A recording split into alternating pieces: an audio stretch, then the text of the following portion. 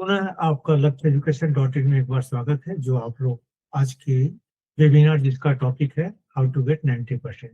तो ये कहना आसान है लेकिन करना थोड़ा सा कठिन है, लेकिन इम्पॉसिबल नहीं है। अगर सही रणनीति के आधार पर अगर आप सही तैयारी करें तो आपको सफलता जरूर मिलेगी। और 90% कोई बहुत बड़ी बात नहीं है। पिछले 2 साल का हमारा अनुभव है कि जो थोड़े से भी सिंसियर थे स्टूडेंट वो 90% आराम से ला सके। और हमारा पहला टारगेट तो रहता है कि रिटर्न में ही पास करना, उसके बाद आगे के लिए तैयारी करना। तो आज का वेबिनार जो है इसी पे आधारित है कि 90% मार्क हम कैसे लाए, कौन सी हम रणनीति अपनाए जिसके तहत हम इसको अचीव कर सके। मेरी आवाज सबको सुनाई दे रही है? मेरी स्क्रीन सबको सुनाई दिख रही है? अगर मेरी स्क्रीन नहीं दिख रही है तो प्लीज एग्जिट होकर एंट्री कीजिएगा सभी लोग। 1 मिनट का मैं समय देता हूँ। ओके सर जी, तो चलिए, मैं उम्मीद करता हूँ सबको मेरी स्क्रीन दिखाई दे रही है और मेरी आवाज सुनाई दे रही है। चलिए, तो जो सबसे पहला हमारा जो टॉपिक है वो है पर्पस हमारा, कि जो एजेंडा हम कह सकते हैं कि 90% प्लस मार्क हम कैसे ला सकते हैं। तो इसके लिए 2 चीज जरूरी होती है। पहली एक स्ट्रेटेजी, जो एक रणनीति हम कह सकते हैं हिंदी में, और दूसरा प्रिपरेशन। तो ये जो स्ट्रेटेजी का पार्ट है वो हमारी है, हम आपको गाइड करते हैं। या आप सेल्फ ही अपना एक स्ट्रेटेजी बना ले तो कोई नुकसान वाली बात नहीं है, आप उसको भी अचीव कर सकते हैं। लेकिन फिलहाल माना जाता है कि जो कोचिंग संस्थान होती है, जो गाइड होते हैं, मेंटर होते हैं, वो आपको सही डायरेक्शन बता सकते हैं। जिनको बीच में कोई भी क्वेश्चन पूछना होगा वो हैंड राइज करेंगे, और बाकी लोग प्लीज माइक म्यूट कर लीजिए सभी लोग, ताकि किसी को डिस्टर्बेंस ना हो। तो फिर से हम कह रहे हैं कि जो सेल जेओ या जेएम का एग्जाम है, इसके तहत पहला स्ट्रेटेजी कैसे हम तैयारी करें, क्या हमारी रणनीति हो, और आपकी मेहनत क्या हो, कैसी हो, वो डिपेंड करता है कि आप मेहनत कर पाते हैं कि नहीं कर पाते हैं। सोच तो लिया आपने कि आपको ये जीरो बनना है, लेकिन क्या आप उसके लिए तैयारी करने को तैयार हैं? तो पहले आप मेंटली प्रिपेयर हो जाइए, उसके बाद ही आप आगे बढ़िएगा। अगर ये दोनों सही दिशा में गया, यानी स्ट्रेटेजी जो हम बताएंगे या आप भी सेल्फ डेवलप कर सकते हैं स्ट्रेटेजी, ऐसा नहीं है, और जो आपकी मेहनत, अगर ये दोनों साथ साथ चले तो 90% स्कोर करना कोई बड़ी बात नहीं है। फिर से बोल रहा हूँ, 2 साल का अनुभव यही कहता है कि मैक्सिमम स्टूडेंट 90 प्लस या 85 प्लस तो गया ही है, जो सही तरीके से सही तैयारी किया, जिसको सही गाइडेंस मिला और सही मटेरियल्स मिले, दोनों चीज का तालमेल है, और आपने समय निकाला पढ़ने के लिए, तो अदरवाइज संभव नहीं है। यहाँ पर देखिए, अगर आप ऐसी तैयारी करते हैं तो आप पूरा एफर्ट लगा रहे हैं, कह सकते हैं प्रिपरेशन कर रहे हैं और मेहनत कर रहे हैं, टाइम निकाल रहे हैं, टाइम मैनेज कर रहे हैं, तो रिटर्न निश्चित है आपको अच्छा हो मिलेगा। जो आपके हाथ में है, आपके हाथ में क्या है? Return test. बाकी जो कॉन्फिडेंशियल रिपोर्ट का आपका मार्क है वो आपके बॉस देंगे। लेंथ ऑफ सर्विस फिक्स है।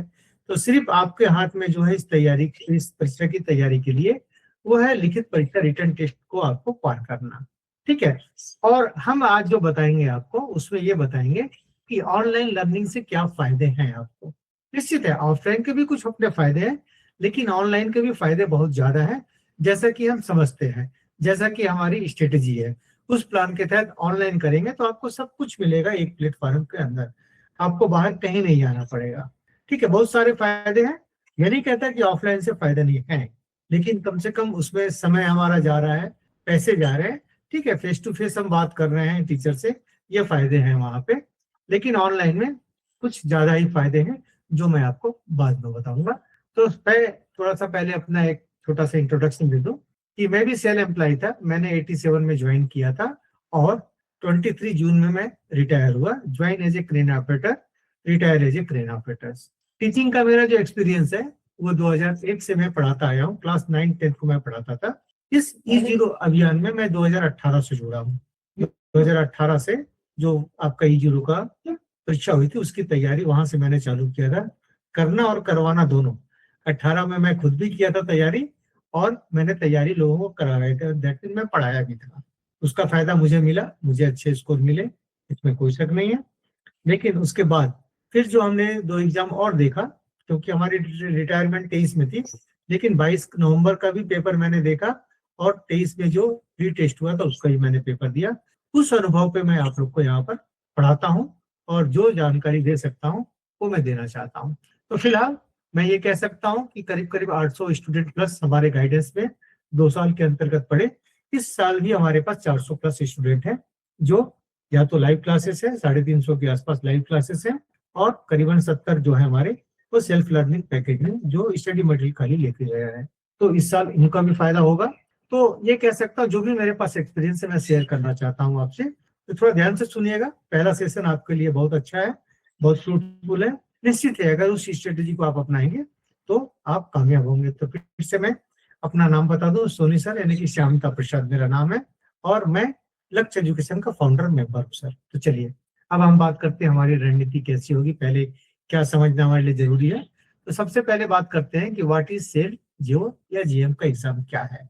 तो officers level position in SAIL निश्चित है, अगर आप तैयारी कर रहे हैं तो कर्मचारी से अधिकारी बन रहे हैं, तो मतलब आपको एक अच्छा चाहिए, स्टेटस चाहिए, आपको जॉब चेंज चाहिए, नेचर ऑफ जॉब चेंज चाहिए, तो उसके लिए आप ऑफिसर बनने की तैयारी कर रहे हैं। तो ऑफिसर का एक तरीके से पोजीशन बहुत अच्छी कंडीशन माना जाता है। ठीक है, काम के मामले में तो नहीं, लेकिन स्टेटस, सैलरी और उनको जो सुविधा। अरविंद जी माइक म्यूट कर, अरविंद जी माइक म्यूट कर लीजिए प्लीज।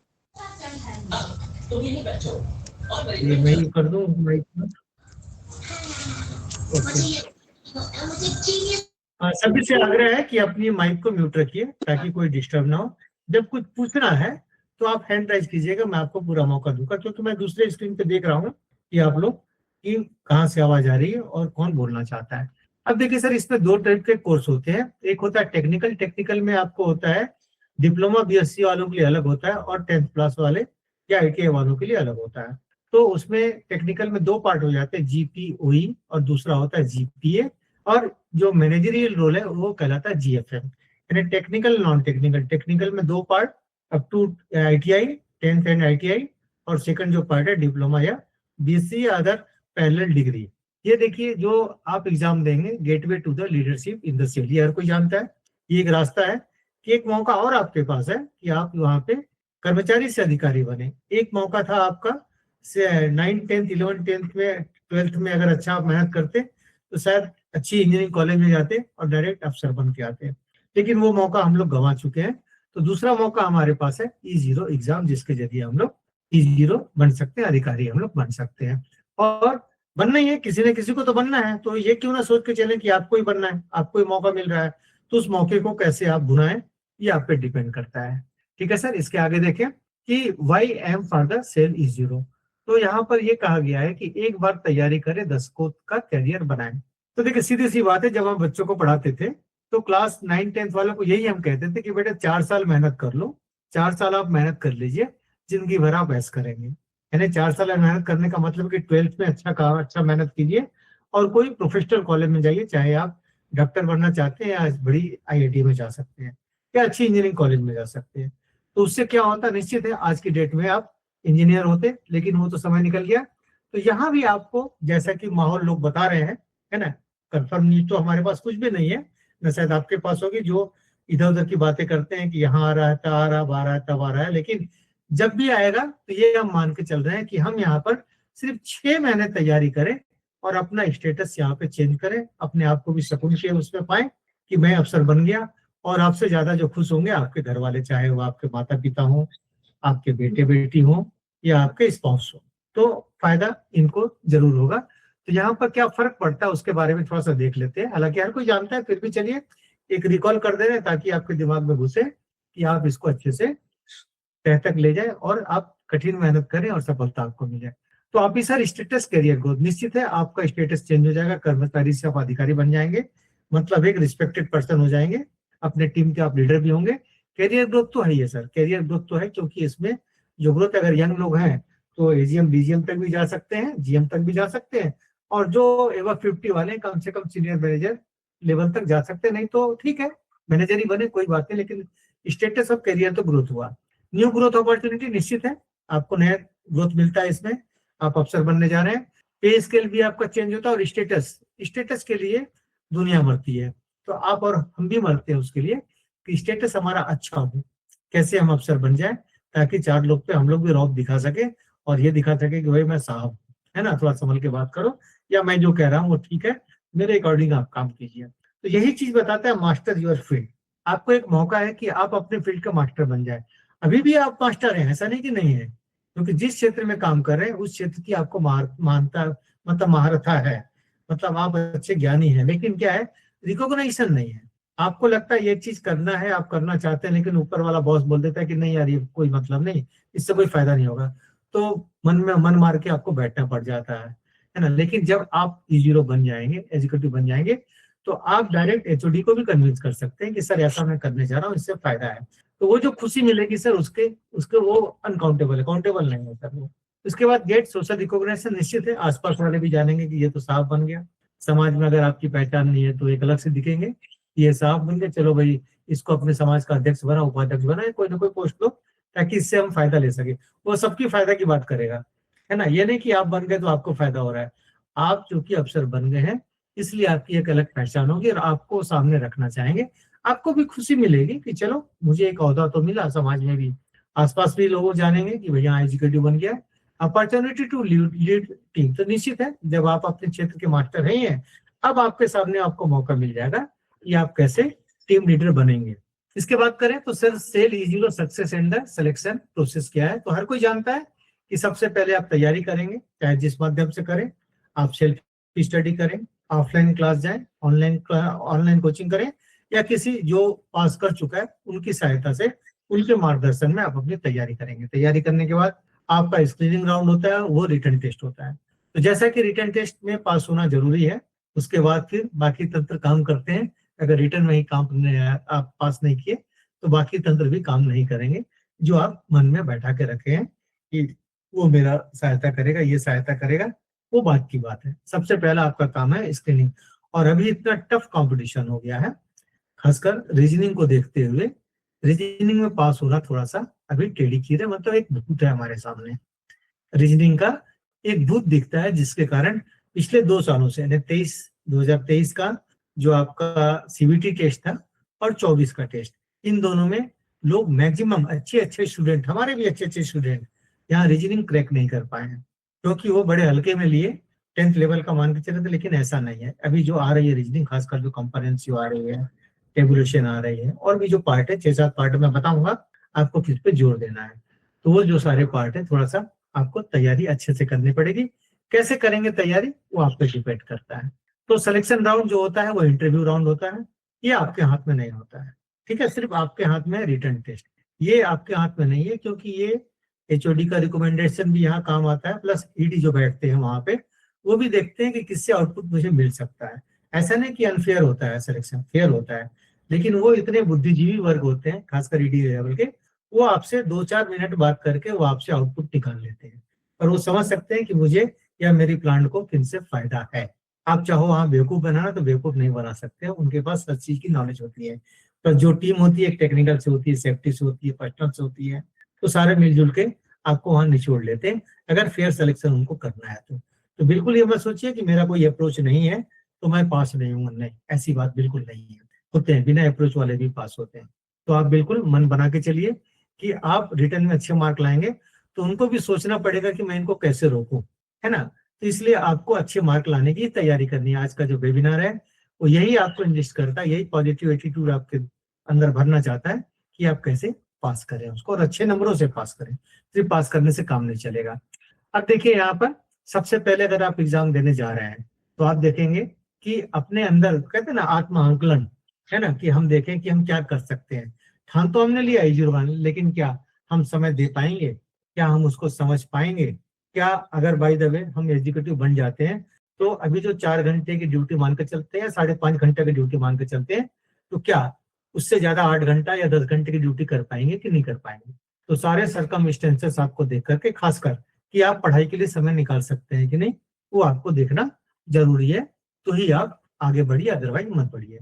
दूसरा पॉइंट आता है गाइड एंड मेंटरशिप। गाइड का मतलब यहाँ पर जो लोग पास कर चुके हैं वो भी आपको गाइड कर सकते हैं या मेंटरशिप कर सकते हैं, या हम जैसे कोचिंग संस्थान वाले, चाहे वो ऑनलाइन हो चाहे ऑफलाइन हो, ठीक है। तो इसके लिए गाइड और मेंटरशिप की तो जरूरत है, क्योंकि एक सही डायरेक्शन में आपको जाना है। तो सही डायरेक्शन में तभी आप जा पाएंगे कि क्या चीज मुझे पढ़ना है, क्या चीज नहीं पढ़ना है, किस पे कितना वेटेज देना है, किस पे कितना समय देना है। ये जब तक के प्लान आउट नहीं करेंगे तो एक तरीके से वो राइट डायरेक्शन नहीं कहलाएगा, जो हम आपको बताने जा रहे हैं, बताएंगे।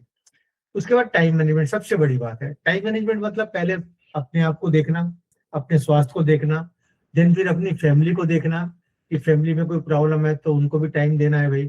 अदरवाइज ना तो संभव नहीं है। यस सर, दिलीप कुमार जी क्या पूछना चाहते हैं, बोलिए सर। दिलीप कुमार जी आपने हैंड राइज किया है, कुछ बोलना चाहते हैं या फिर गलती से उठ गई है? माइक अनम्यूट करके बोल सकते हैं, बोलना चाहें तो। चलिए, गलती से उठ गई है।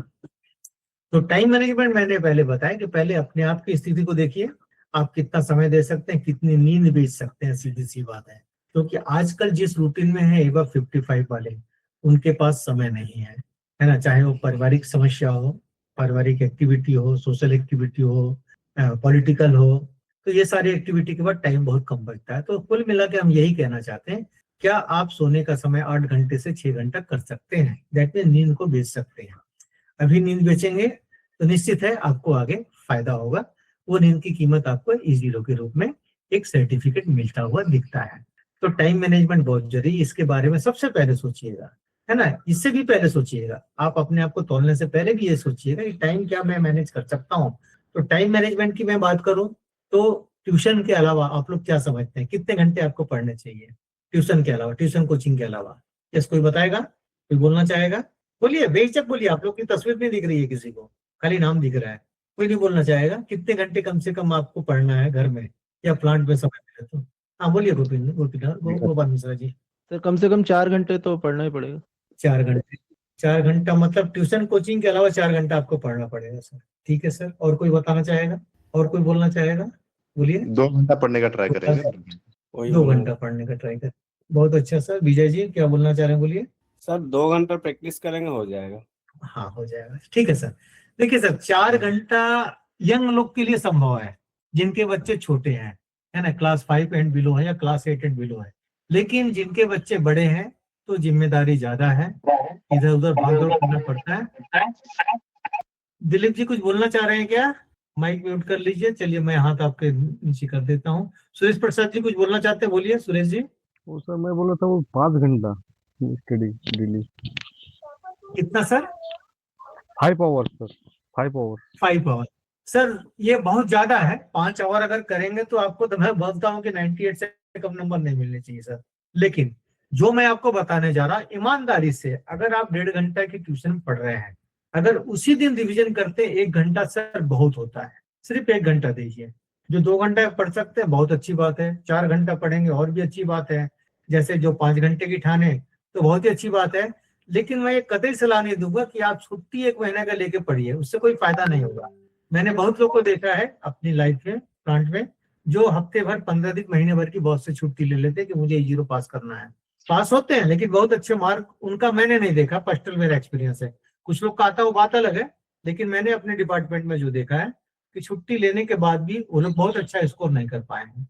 ठीक है, और सिलेक्शन का प्रतिशत उनका भी बहुत कम रहता है। वो खाली ये है कि देखिए घर में इतने काम है ना कि आपने पढ़ाई के लिए छुट्टी लिया, लेकिन संभव नहीं है कि पूरा यूटिलाइज आप उसका कर पाएंगे। ठीक, उसके बाद दोस्त यार भी टॉन्ट मारेंगे, तू तो छुट्टी लेके बैठ गया भाई, तू तो E0 बन ही जाएगा। तो सारी भी प्रॉब्लम्स फेस करनी पड़ेगी। उसके अलावा सर मैं कह रहा हूँ फिर से कि 1 घंटा का भी अगर आपने समय दिया, क्योंकि जो 1.5 घंटा आप कोचिंग या ऑनलाइन ऑफलाइन जो भी पढ़ते हैं या जो भी, तो आपके पास प्लांट में भी समय बचता है सर, उसका समय भी निकालिए। लेकिन 1 घंटा अगर अतिरिक्त निकाले तो उसी को खाली रिवाइज कर लेंगे तो आपको रिकॉल होता है, और जब रिकॉल एक बार हो जाता है तो वो मेमोरी में स्टोरेज हो जाता है सर, स्टोर हो जाता है वो। तो प्लीज 1 घंटा कम से कम आप ट्यूशन कोचिंग के अलावा जरूर निकालिए।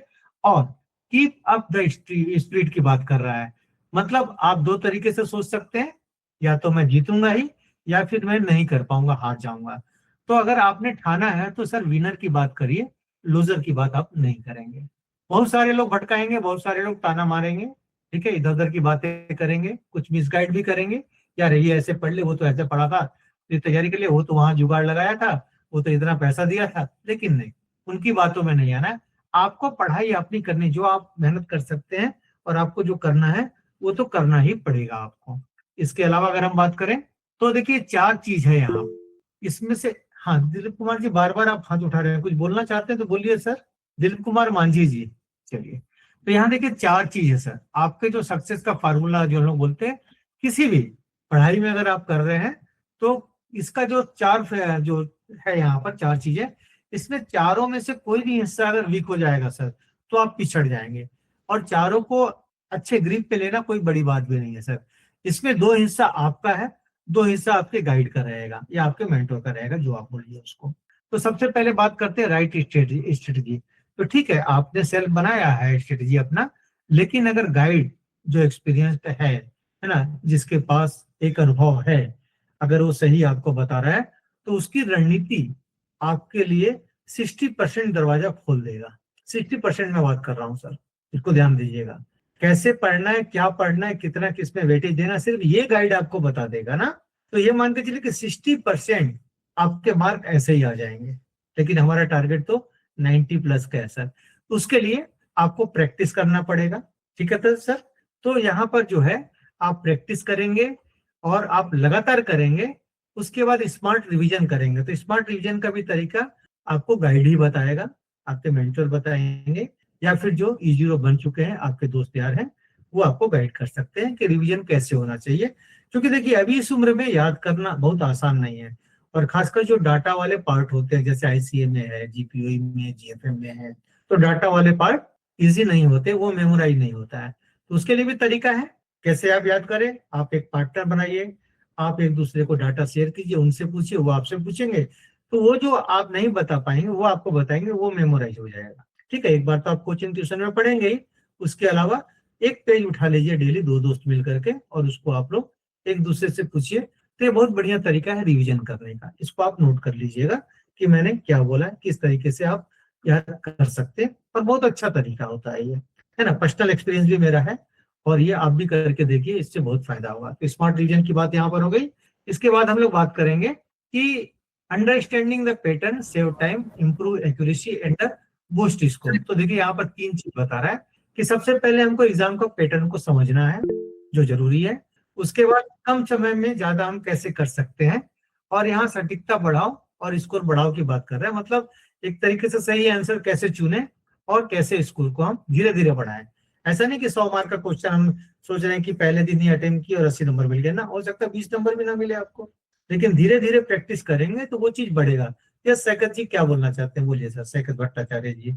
बोलना चाह रहा हूँ सर, ये जो लास्ट टाइम हम लोगों का एग्जाम हुआ था रीजनिंग का, हेलो बोलिए बोलिए हाँ बोलिए। सर, तो उसमें सर रीजनिंग तो बन रहा है, इसमें मैं नहीं बोलूँ, बन रहा है सर, पहले से इम्प्रूव हुआ है, पहले तो नहीं बनता था। और सर आज भी सर क्या हो रहा है सर, थोड़ा कैलकुलेशन कर रहे हैं ना, तो ठीक भी हो रहा है, तो मैं कंफ्यूज हो रहा है, ठीक हो रहा है कि नहीं हो रहा है, ये थोड़ा कंफ्यूज हो जा रहा है, टाइम बहुत लग रहा है सर।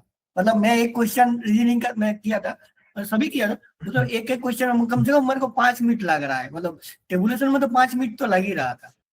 लगेगा सर, क्योंकि पढ़ाई छोड़े कितना दिन आपको हो गया सर, ये बताइए ना मेरे को, पढ़ाई छोड़े कितना दिन तो हो गया? पढ़ाई छोड़े हो गया सर बहुत दिन सर, 20 साल हो गया। 2009 में मैंने डिप्लोमा किया, उसके बाद तो पढ़े नहीं। तो कैसे उम्मीद कर रहे हैं कि सर आप जो करेंगे वो जल्दी बन जाएगा? अभी के जो बच्चे हैं, जो यंग जनरेशन है, जो कंपटीशन फेस करके आए हैं, वो रीजनिंग बहुत जल्दी बना लेते हैं, क्योंकि वो प्रैक्टिस में है। समझिए, आप जैसे लोग को जो उम्र है, मेरे को नहीं मालूम आपकी उम्र एक्चुअली क्या है, 37 है। जो एज, हाँ जी 37 है। 37 है, फिर भी ज्यादा नहीं है सर। तो मेरे कहने का मतलब शायद आप घबरा रहे हैं रीजनिंग को देख के। 5 मिनट हाँ नहीं सर। लगता किसी भी क्वेश्चन में सर, किसी भी क्वेश्चन में। आप धीरे धीरे आप प्रैक्टिस कीजिए, कॉन्फिडेंस बढ़ाइए, आपको 2 मिनट में बन जाता है सर। बहुत लगेगा 3 मिनट बनेगा अगर लंबा कैलकुलेशन होगा तो, अदरवाइज 2 मिनट से ज्यादा कोई भी रीजनिंग का प्रॉब्लम नहीं है। एक मिनट सर लग जा रहा है उसको सोचने में सर। ना तो सोच क्यों रहे सर, 2 बार पढ़िए ना, सोचने की जगह 2 बार पढ़िए क्वेश्चन।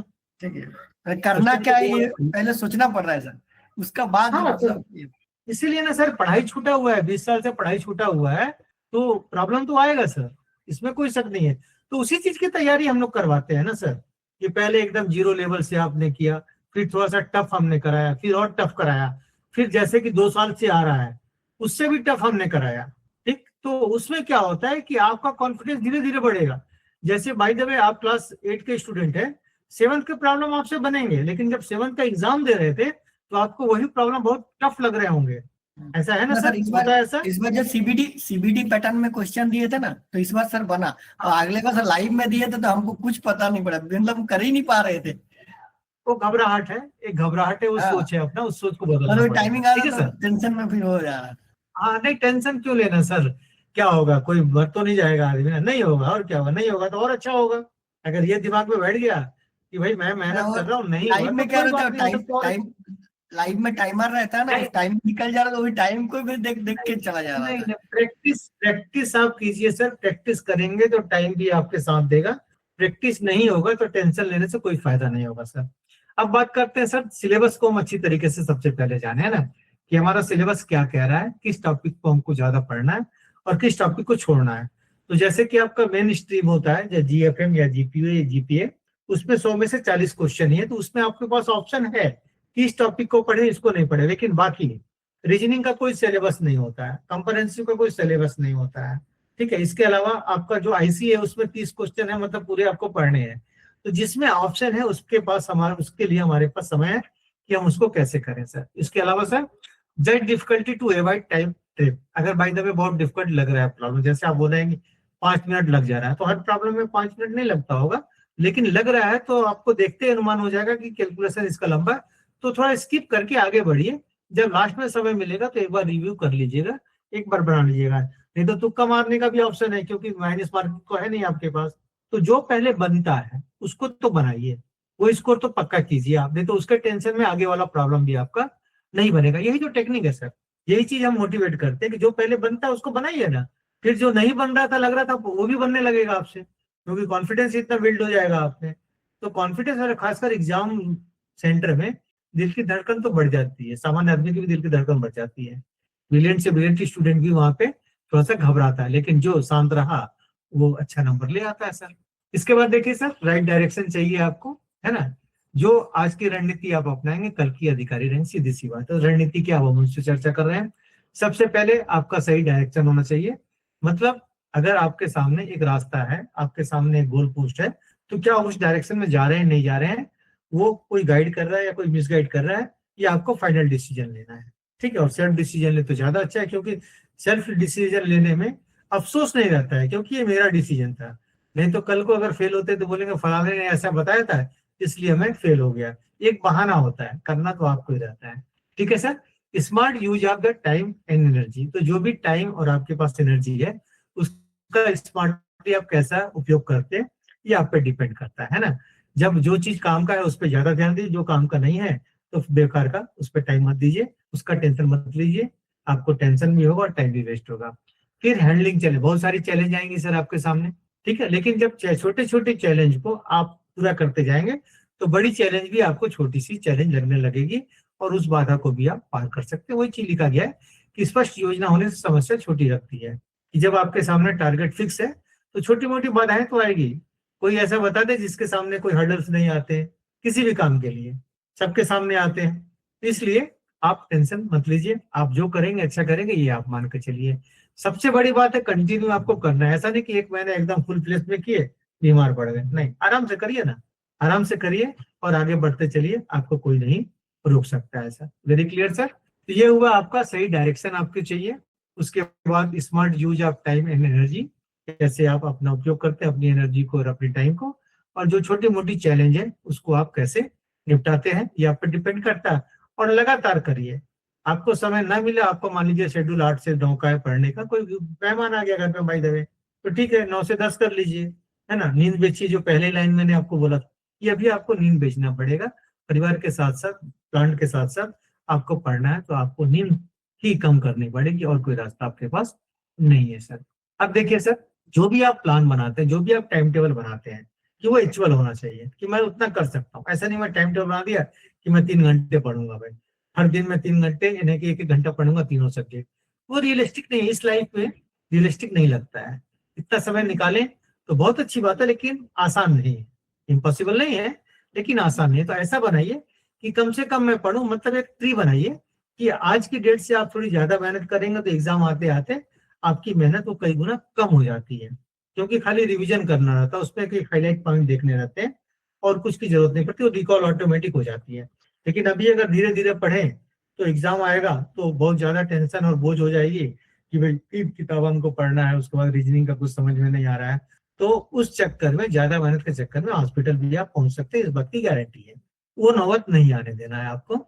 आप अभी से धीरे धीरे पढ़िए, है ना, अभी से पढ़िए, क्योंकि समय है, अभी तो नोटिफिकेशन में नहीं आया है, कब आएगा भगवान जाने। लेकिन ये तय है, जैसा कि माहौल है, कि आ सकता है, जल्द आ सकता है। उस हिसाब से करिए। जैसे फिर से मैं बोल रहा हूँ कि 6 महीने कम से कम आप अच्छा मेहनत कीजिए। फिर सब्जेक्ट के हिसाब से टाइम बांटे, किस सब्जेक्ट पे कितना टाइम देना है वो मैं भी बताऊंगा आप लोग को, वो टाइम आप बांटिए। उसके बाद रिवीजन के लिए टाइम फिक्स कर लें आप, जो भी रिवीजन टाइम है आपका। जैसे मैंने 1 घंटा ही बोला कि 1 घंटा काफी होता है, ठीक है, तो 1 घंटा आप कर लीजिए, काफी है उसके लिए सर। तो देखिए सबसे पहले है कि मुख्य टेक्निकल विषय पे आपको ध्यान देना पड़ेगा। ध्यान देना पड़ेगा मतलब ये क्लियर है कि आपको 40 में 40 मार्क लाना है, और ला सकते हैं, क्योंकि आपके पास 100 क्वेश्चन है, 100 में से सिर्फ 40 बनाना है। आपका कब पैटर्न यही कहता है, आगे का भी यही होगा उम्मीद करते हैं। उसके बाद एलोकेट टाइम सब्जेक्ट वाइज, अलग अलग सब्जेक्ट के लिए अलग अलग टाइम को आपको अलॉट करना है, और मजबूत टॉपिक्स को नियमित रूप से आपको रिवाइज करना है। मजबूत का मतलब आपके लिए जो मजबूत है, आप जिसपे कॉन्फिडेंट है कि मुझसे ये चैप्टर आसानी से बन जाएगा, उसी पे आपको ज्यादा मेहनत करना है। नहीं तो क्या होता है कि लोग सोचते हैं कि अरे यार ये तो इजी है, ये बन जाएगा, पता चला सबसे ज्यादा कंफ्यूजन एग्जाम सेंटर में उसी टॉपिक पे हो जाता है आदमी। तो जो अच्छा है उसको वीकली या फिर मंथली या फिर 15 दिन में आप एक बार उसको जरूर टच कीजिए। जस्ट नॉवेल टाइप पढ़िए ना सर, नॉवेल टाइप पढ़ने से भी 10% आराम से याद हो जाता है सर, है ना। कोई कहानी पढ़ते हैं आप तो वो कहानी तो अच्छे से याद हो जाती है, लेकिन अगर मोटी कोई बुक भी पढ़ रहे हैं, नॉवेल भी पढ़ रहे हैं, तो भी याद हो जाती है सर धीरे धीरे। तो कोशिश कीजिए सर, इसलिए कहा जा रहा है मजबूत टॉपिक्स को नियमित रूप से आपको रिवाइज करना है सर। यस सैकत जी फिर से कुछ बोलना चाह रहे हैं, बोलिए सर। चलिए गलती से हाथ उठा दिया था। अब देखिए, अब फिर बात आती है कि डिवाइड स्टडी टाइम इफेक्टिवली, कैसे हम ऐसा टाइम बांटे कि सब सब्जेक्ट पे हमको एक पैरेलल या एक निश्चित हमको मार्क मिले, मैक्सिमम मार्क मिले। तो समय सीमा क्या होनी चाहिए वो देखते हैं। तो उसके लिए सबसे पहले अभी जैसे जहां भी तैयारी कर रहे हैं, कोई भी एक टेस्ट पेपर उठाइए और उसकी जो टाइम ड्यूरेशन को आप फिक्स कीजिए कि मुझे इतने समय में बनाना है। हो सकता है पहला जो टेस्ट देंगे आपको 2 घंटे की जगह 2 घंटे में हो सकता है 80% ही आप अटेंड कर पाए, हो सकता है 70% ही अटेंड कर पाए। लेकिन उसके बाद करते जाएंगे तो देखेंगे जो चौथे पांचवे पेपर आप बनाने जाएंगे, ठीक है, तो उसमें आपको समय काफी कम लगेगा सर अब भूल धीरे गए धीरे। सर। हाँ बोलिए। सर अब पूछ रहा था मैं भूल गया। बोल रहे थे सर कि वो लास्ट टाइम कब एग्जाम हुआ था, ऐसा कुछ पता है आपको? मतलब 29 मई में हुआ था सर, 24। हाँ मतलब कौन मंथ कौन पता था? मंथ कौन सी जी मंथ में जी, हुआ था? मंथ क्या था, मतलब मंथ क्या था, जून जुलाई अगस्त कौन सा मतलब था? 29 ये तो बता रहा हूँ सर, मई 29 मई 2024 में। अच्छा, तो ज्यादा टाइम नहीं है। उसके टाइम क्या, अभी तो नोटिफिकेशन आने दीजिए सर, नोटिफिकेशन के बाद आपको मिलेगा, समय मिलेगा सर आपको, करीब करीब 4 महीना मान के चलते हैं कि 4 महीने का समय मिलता है। मैं ठीक तो है सर, चला चलिए तो यहाँ बिल्कुल। पर, हाँ सर आगे बढ़ते हैं सर। तो यहाँ प्रैक्टिस टाइम बॉन्ड टेस्ट एक दीजिए, अपने आप को एक डिसिप्लिन में दीजिए, है ना, फुर्सत के समय दीजिए, डिस्टर्बेंस ना हो तो ज्यादा अच्छा है। एवॉइड लास्ट मिनट ओवरलोड, कहने का मतलब है कि अभी थोड़ा थोड़ा पढ़े, उसके बाद बाप रे इतना करना है उतना करना है, खाली सोचते रहे और टेंशन मोल ले तो कुछ याद नहीं होगा। और खासकर लोग एग्जाम के 1 घंटा पहले तक पढ़ते हैं, कोई फायदा नहीं होता है। ये खासकर मैं बच्चों से जो फीडबैक लेता हूँ, बच्चों को जो ट्यूशन पढ़ाता था पहले, तो यही मुझे आंसर मिलता था कि जो एग्जाम के 2 दिन पहले रिलैक्स हो गया, मतलब उसको ऐसा लगा कि मैंने सब कुछ पढ़ लिया है, अब मुझसे पेपर अच्छा बनेगा, तो उससे पेपर अच्छा बनता है, इसमें कोई शक नहीं है सर। ठीक है सर, तो आखिरी समय में ज्यादा बोझ लेने से अच्छा है कि आज से ही आप चालू कर दीजिए जो भी आपके पास मटेरियल है सर। इसके बाद हम बात करें सर कि रोजाना प्रैक्टिस तो करना ही है सर, जो भी प्रॉब्लम्स है खासकर रीजनिंग के हैं उसके 1-2 प्रॉब्लम डेली कीजिए, 1 घंटा काफी है। 1 घंटा को भी आप 3 पार्ट में बांट सकते हैं सर, 15-15 मिनट और 30 मिनट काफी होता है सर। ये मैं दावे के साथ कह सकता हूँ, 1 घंटा भी अगर आप निकालते हैं ईमानदारी से डेली और एक रूटीन टाइम टेबल बना लेते हैं तो आपके लिए काफी है सर। उसके बाद attempt online offline mock test, जो भी आपको जहां से मिले, मॉक टेस्ट मतलब 160 मार्क का जो आपको दिया जाता है उसको अटेंड कीजिए। 1 घंटे 20 मिनट यानी कि आपको 120 मिनट, सॉरी हाँ 1 घंटा, सॉरी 2 घंटे का पेपर होता है, 120 मिनट आपको मिलता है, तो उसमें सॉल्व करने की कोशिश कीजिए। हो सकता है पहला मॉक टेस्ट ना बने उस समय में या कम मार्क मिले, उसके बाद प्रैक्टिस करेंगे तो क्या डर भी खत्म होता है, और बार बार उस तरीके के अगर क्वेश्चन आते हैं तो तुरंत दिमाग स्ट्राइक करता है और वो आंसर आपका सही होता है सर।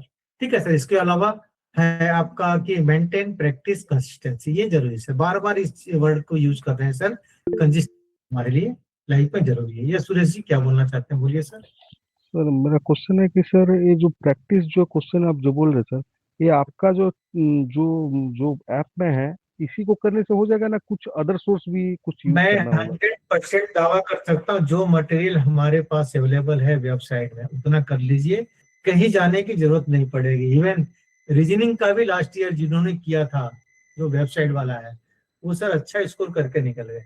और जिन्होंने लगा कि नहीं भाई 10th लेवल का ही करना है, टफ वाला रीजनिंग छोड़ दिया था, नहीं।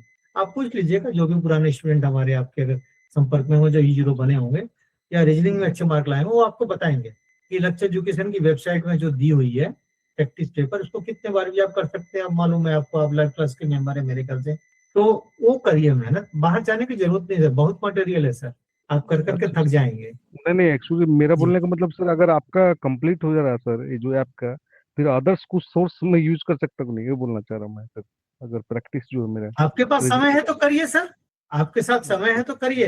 वही लेकिन पूछना मैं था। दावे फिर से कह रहा हूँ कि इतना ही करेंगे तो आपको 25 नंबर आराम से मिलेगा 30 में से सर। अच्छा अच्छा, ठीक है, okay, ji thank you sir. अगर समय है तो करिए सर, मैं किसी को रोकता नहीं हूँ, लेकिन टाइम वेस्ट न करके उसी पे कंसंट्रेट करिए, बहुत जी है। सर, जी सर, क्योंकि मैंने ओके। उसमें हम लोगों ने बैंक क्लर्क से लेकर बैंक पीओ तक का रीजनिंग को मेंशन किया है सर। और अभी तक जो देख रहे हो बैंक पीओ लेवल तक ही आ रहा है, कैट लेवल का नहीं जा रहा है। कैट लेवल का अच्छा तो अच्छा, बहुत ही टफ हो जाता है ना। क्योंकि कैट स्टूडेंट को मैंने पढ़ाया है अनअकैडमी के जरिए, तो यहाँ पर मैं समझ सकता हूँ कि क्या फर्क है तीनों में। ठीक है सर, इसके बाद देखिए सर, ठीक है। पढ़ाई के समय को जो हमने डिवाइड किया, ऐसे ये तो हो गया सर, है ना। इसके बाद ये भी हो गई। अब देखिए सर, बात करते हैं कि अगर आप क्वेश्चन बना रहे हैं, मॉक टेस्ट आप दे रहे हैं, अमृता जी माइक, हाँ ओके थैंक यू। तो यहाँ पर जो है, जो भी आपसे गलतियां हुई है उसको एनालाइज कीजिए, गलतियां क्यों क्यों हुई। नंबर 1, आप पढ़े नहीं थे उसको। नंबर 2, पढ़े थे लेकिन वहां पे कंफ्यूज हो गए। नंबर 3, कि आपको जवाब तो देना चाहते थे ये, लेकिन जवाब दे दिए गलती से वो। इसके अलावा चौथा कोई चीज नहीं होता जिससे कि गलतियां हो आपकी, तो उसको एनालाइज कीजिए और जो गलती जिस प्रकार की हुई है उस गलती को मत दोहराइए। ठीक है, वैचारिक कमियों पे ध्यान दीजिए बोल रहा है। तो जो भी वैचारिक कमियां, कहने का मतलब है कि मेरे विचार से ये क्वेश्चन ठीक होना चाहिए, मुझे इस तरीके से पढ़ना चाहिए, मेरे दोस्त ने बोला कि नहीं ऐसा नहीं यार, ऐसे पढ़ो, ऐसे टेस्ट दो, तो नहीं, आपको जो उचित लगे वही कीजिए। किसी औरों की बातों पे, औरों के विचारों पे आप मत चलिए। अगर आपका अंतरात्मा कहती है कि वो मेरा दोस्त सही बता रहा है, देन वो उसके हिसाब चलिए। अगर लगता है कि नहीं यार वो तो सेल्फिश है, मेरे को शायद गलत डायरेक्शन दे रहा है, कोचिंग वाले तो मेरे को कुछ और बता रहे हैं, तो जिस पे आपका विश्वास हो वो डिसीजन आपको लेना है कि किस पैटर्न पे आपको चलना है सर। ठीक है, और गलतियां धीरे धीरे सुधार सकते हैं सर, एक दिन में तो गलतियां सुधरेगी नहीं, प्रैक्टिस से ही सुधरेगी, तो प्रैक्टिस आपको करना है सर। ठीक है सर, इसके अलावा स्टेक आपको परीक्षा के दौरान जो है वो शांत रहना है सर। आपको सबसे बड़ी गलती हम लोग यहाँ करते हैं कि दिल की धड़कन एग्जाम हॉल में घुसते ही बढ़ जाती है हमारी, ऐसा लगता है कि कोई भूत आने वाला और हमको पकड़ के ले जाएगा। ठीक है, उसके बाद दूसरी गलती क्या होती है कि मान लीजिए शुरू के 10 प्रॉब्लम आपसे नहीं बन रहे, तो फुल टेंशन में आ जाते हैं, ये मेरा पेपर गया, मेरा पूरी मेहनत गई, मेरे पैसे भी गए, टाइम भी गए, घर वाले भी हंसेंगे। राजकुमार Immediately जी mic, dash her college. Rajkumar ji mic mute कर लीजिए। Immediately dash her college. Fill with preposition. Okay, तो यहाँ पर आपको ये ध्यान देना कि शांत मन से आप जाइए एग्जामिनेशन हॉल में, और अंदाजा लगाना है, मतलब लास्ट में लगाइएगा जब नहीं बने, कुछ भी नहीं हो तो वो अपना गणित करके कैसे भी टॉस करके जो भी है आप उसको ठीक कर सकते हैं, है ना। फोकस ऑन द एक्यूरेसी पर सबसे पहले आपको ध्यान देना है कि एक्यूरेसी जो अच्छी, मतलब आपको याद है कि ये कह सकते हैं कि ये परफेक्ट आंसर उसको देना चाहिए। और एक चीज मैं आपको बता दूं, हमारी साइकोलॉजी यही है, खासकर इंडियंस का, कि अगर हमने 4 ऑप्शन पढ़ा, एक ऑप्शन हमारे दिमाग में चुभता है कि ये होना चाहिए, ठीक है, तो पहले आप उसको आंख बंद करके उसको रिव्यू में डाल दीजिए। सीबीटी पैटर्न है आपका, जब समय मिलेगा तो फिर से एक बार उसको चेक कर लीजिएगा। अगर एक बार दिमाग में आया फिर लगा कि नहीं यार ये नहीं ये होना चाहिए, तो फिर कंफ्यूज हो जाएंगे और आपको समय उसमें ज्यादा लगेगा सर। ठीक है सर, इसके अलावा बात करते हैं कि यहाँ पर जो रणनीति हम अपनाएंगे, क्योंकि हमारा टारगेट है कि 90%, तो 90% सिर्फ लक नहीं होता सर, आपको मेहनत करना पड़ेगा, एक अनुशासन के तहत आपको मेहनत करना पड़ेगा, जिसके बाद ये आप 90% स्कोर कर पाएंगे, न कि किस्मत पे कि इक्कम दुक्कम करके हमने टिक कर दिया और 90% को भी नहीं। तो रणनीति हमारी, अभ्यास आपका, डेफिनेटली हाई स्कोर आपको मिलेगा सर। यहाँ पर कह रहे हैं स्पीड और सटीकता में सुधार, तो ये प्रैक्टिस पे डिपेंड करता है सर। और आपका जो गोल होना चाहिए, गोल पोस्ट आपका है कि मुझे 90% मार्क लाना है, और वो आएगा सर। उसको कोई रोक नहीं सकता है। अब देखिए सर, जो मेन स्ट्रेटेजी है, यहाँ पर 2-3 स्ट्रेटेजी हम आपको फिलहाल बताने जा रहे हैं आज की क्लास में। ठीक है, तो सबसे पहले हम बात करेंगे कि आप ऑफलाइन ऑनलाइन जो भी है आपके पास अवेलेबल, तो सीबीटी टेस्ट सॉल्व करें। जो आपका फुल मॉडल टेस्ट पेपर होता है जो 160 नंबर का होता है, उसको करें। डेली का तो करना ही है आपको, चैप्टर वाइज करना ही है। उसके अलावा फोकस कहाँ करना है आपको, तो हर वीक या कम से कम महीने में एक बार तो करिए। क्योंकि 4-6 महीना भी समय है, तो 4-5 क्वेश्चन पेपर तो आप मॉडल टेस्ट पेपर ले सकते हैं, लेकिन बेटर होगा हर हफ्ते कीजिए। भला ही 2 बार करना पड़े वो पेपर, कोई बात नहीं है, लेकिन करिए। उससे 2 फायदे हैं, कॉन्फिडेंस बढ़ता है और जो गलतियां हैं वो धीरे धीरे खत्म होती है। तो कॉन्फिडेंस बढ़ाना बहुत जरूरी है, अदरवाइज डर एक ऐसा हुआ है कि आपको अच्छे स्कोर लाने से वो रोकता है। अब देखिए, इसमें 100 क्वेश्चन आते हैं, 100 में से आपको 40 बनाने रहते हैं बस। ठीक है, मेन स्ट्रीम होता है, जैसे टेक्निकल में जीपीओई, जीपीए फुल फॉर्म नीचे लिखा हुआ है, पढ़ सकते हैं आप लोग। इसके अलावा 30 मिनट लगेगा आपको आईसीए का। 30 क्वेश्चन होते हैं, मैक्सिमम आपको 30 मिनट देना है। मेरा मानना है कि ये 20 मिनट में बन जाता है, ये 30 मिनट में बन जाता है।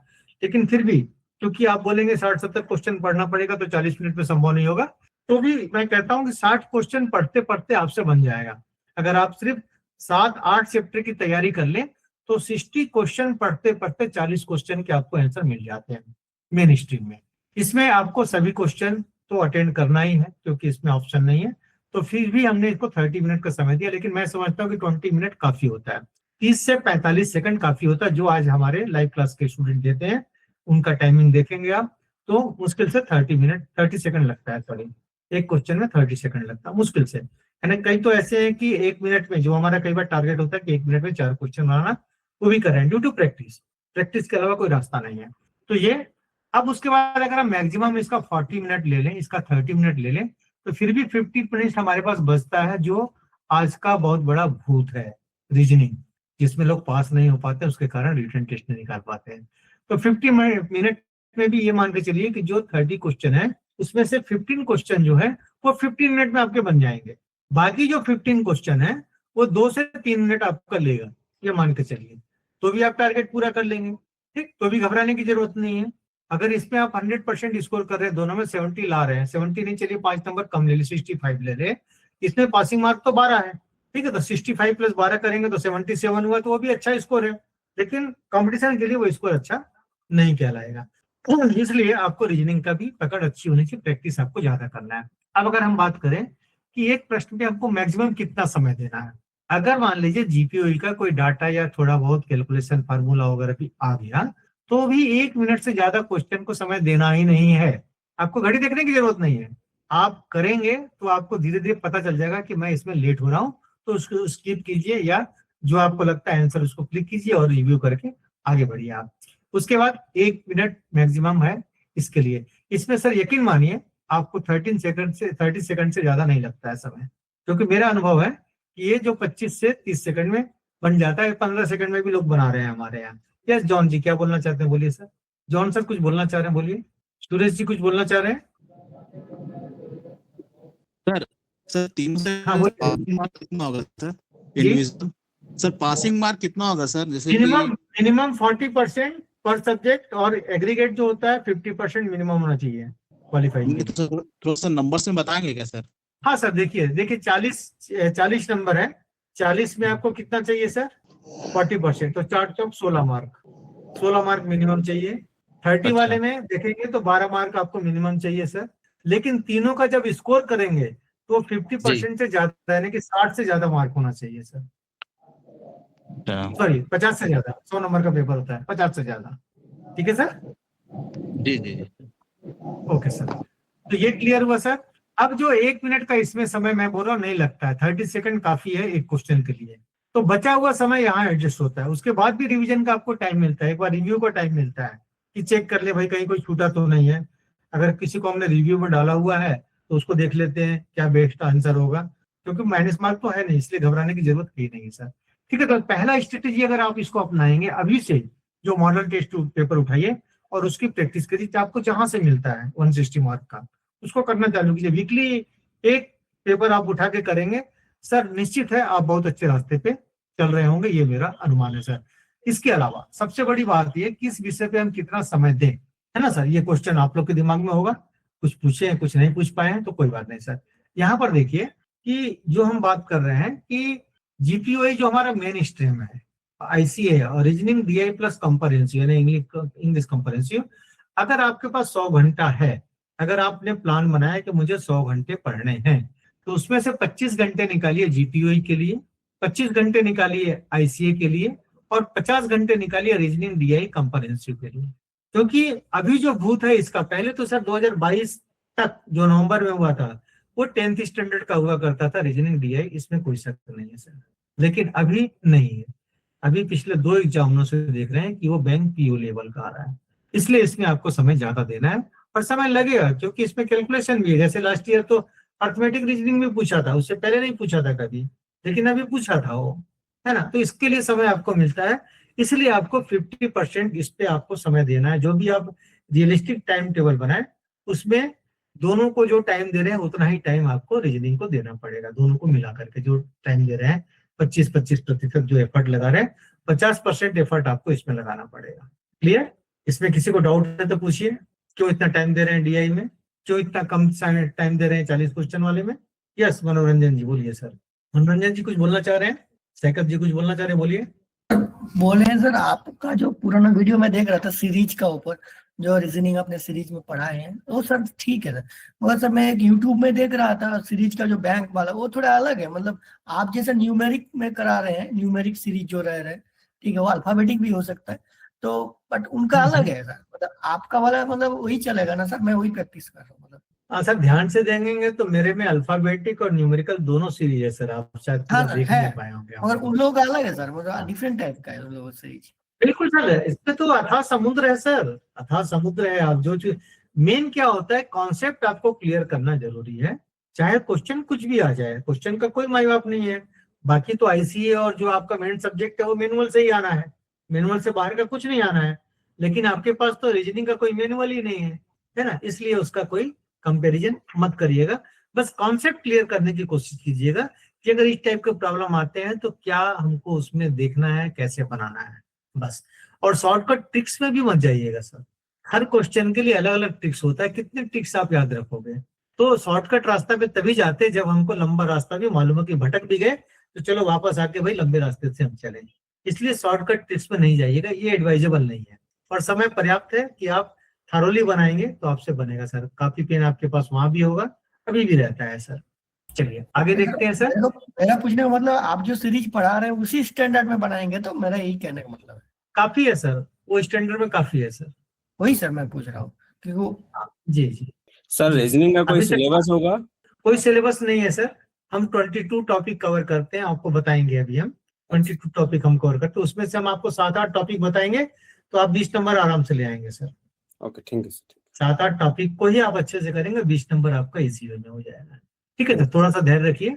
ठीक है सर। यहाँ देखिए सबसे बड़ी बात है कि जो हम क्यों 90 की उम्मीद क्यों करते हैं सर, कुछ ना कुछ तो लॉजिक हमारे पास है। तो लॉजिक ये कहता है कि आप जो मेन स्ट्रीम है उसमें से 40 में से 38 मार्क आराम से ला सकते हैं, आराम से, कोई टेंशन नहीं, अगर आप ईमानदारी से 8 चैप्टर की तैयारी कर लें तो सर। ठीक है, उसके अलावा सर आईसीए का जो है वो आपको 5 नंबर में सिर्फ इसलिए छोड़ रहा हूँ, खासकर पुराने लोग को यानी एबव 45 वालों को, कि डाटा मेमोराइज नहीं होता और डाटा से रिलेटेड कम से कम 5-6 क्वेश्चन आते हैं। ठीक है, चाहे वो ईयर के रूप में हो, क्वांटिटी के रूप में हो, तो वो जो है आपको वो डाटा थोड़ा सा मेमोराइज नहीं होता है, तो 5 नंबर हम उसमें छोड़ सकते हैं सर। रीजनिंग में जैसे कि मैं दावा कर रहा हूँ कि सर जो हम पढ़ा रहे हैं दावे के साथ कह सकते हैं कि अगर उसको आप फॉलो कीजिए, लास्ट ईयर भी लोगों ने फॉलो किया था और 20 नंबर 25 नंबर आराम से लेके आए थे। कुछ लोगों ने तो पूरा लाया था, जैसा उनका कहना था कि भाई 30 में 30 हमको मिला होगा, क्योंकि 95 जा रहा है मार्क, मतलब निश्चित है रीजनिंग का भी अच्छे मार्क होंगे उनको। ठीक, तो यहाँ पर आपको अगर इनको जोड़े तो आपको 88 मार्क होता है सर। तो हमारा टारगेट 90% का है, तो कहीं थोड़ा सा और मेहनत कर दिए, एफर्ट लगा दिए तो 90% लाना कोई बड़ी बात नहीं है। लेकिन 88 मार्क आपके आराम से हो जाएंगे, ये मैं जानता हूँ सर, ये मैं जानता हूँ कि आप सीरियसली अगर जो रणनीति हमने बताया, जितना वेटेज आपको देना है, जितना टाइम देना है, सिर्फ ये 2 रणनीति, और भी रणनीति है इसकी, है ना, लेकिन फिलहाल 2 जो अच्छी रणनीति है वो मैंने आपको शेयर किया है। ठीक, तो उसको अगर आप फॉलो करते हैं तो काफी है सर, इतना। ठीक है सर, तो ये हुआ सर। अब देखिए ब्रेक तो खैर यहाँ नहीं लेना है हम लोग को, लेकिन ठीक है, इसके बाद क्या करते हैं, जो भी हम पढ़ाते हैं सर, है ना, तो जो एक तरीके से gate a real classroom experience होता है वो क्या कहता है सर? सबसे पहले तो हम पढ़ाएंगे अपने हिसाब से, आपसे टेस्ट लेंगे, सीबीटी टेस्ट लेंगे। तो सीबीटी टेस्ट लेने के लिए हमारे पास अभी जो हम लोगों ने डेवलप किया है, तो उसमें अगर कोई क्वेश्चन ऐसा है जिसको लोगों को बनाने में कठिन हो रही है, तो उसको हम एनालाइज करते हैं। अगर जो क्वेश्चन इजी रूप में बन जा रहा है तो मैक्सिमम लोग अटेंड करेंगे और मैक्सिमम लोग उसको सही बनाएंगे। लेकिन जो बीच की बात हो जाती है कि आधा आधा 50-50, तो उसमें क्या प्रॉब्लम जाता है? हमारे पास सर एक एआई की टीम है इस समय, है ना, वो बैठी हुई है बेंगलोर में। वो एनालाइज करके सर हमको डाटा देता है कि सर ये क्वेश्चन में ये प्रॉब्लम गया लोगों को, इसमें कम लोगों ने अटेंड किया या कम लोगों ने सही आंसर बनाया, तो शायद यहाँ पे कहीं चूक रहे हैं। तो वो उसको हम लोग अपनी गलती मान के चलते हैं कि जब हमने टेस्ट दिया है उस लेवल का, तो क्या हमने उस लेवल का पढ़ाया है कि नहीं, हमसे कहाँ चूक हुई। तो हम उसको फिर कोशिश करते हैं कि आने वाले समय में उसको और इजी और इंटरेस्टिंग वे में कैसे हम उसको पढ़ाएं, कैसे समझाएं, या पहले थोड़ा सा हम उसमें उस टाइप के क्वेश्चन को थोड़ा सा हम इजी वे में लें, देन फिर हम टफ वे में जाएं। तो ये फायदा होता है आप सबको सर। तो एक सिंपल सा टेस्ट है, टेस्ट दे दीजिएगा, फोटो खींच लीजिए इसका। एक टेस्ट आपको मिलेगा ये 16 मार्क का, उसको कीजिएगा आप, और आप खुद को आप इसका स्कोर देख लीजिएगा। फिलहाल इसका स्क्रीनशॉट ले लीजिए आप, ठीक है। उसके बाद आप टेस्ट में चले जाएंगे और टेस्ट में अपना स्कोर देख सकते हैं। उसके बाद हम लोग क्या करते हैं कि उसको हम लोग एनालाइज करते हैं। हमको वहां से मिल जाता है डाटा, कितने लोग अटेंड किए, कितने लोग को कौन सा क्वेश्चन टफ गया, ठीक है, और टफ गया तो क्यों गया, फिर वो हम लोग देखते हैं। और अच्छा स्कोर किया तो बहुत अच्छा, हमें भी खुशी होती है कि टफ क्वेश्चन देने के बाद भी स्टूडेंट ने सॉल्व किया है। अगर 60% से ऊपर कोई प्रॉब्लम को सही किया है लोगों ने, तो हम उनको मान के चलते हैं कि लोग अच्छा कर रहे हैं। 40% का हम 50% टफ प्रॉब्लम देते हैं, तो ये मान के चलते हैं अगर 60% जिसने बना लिया मतलब वो बहुत अच्छा कर रहा है।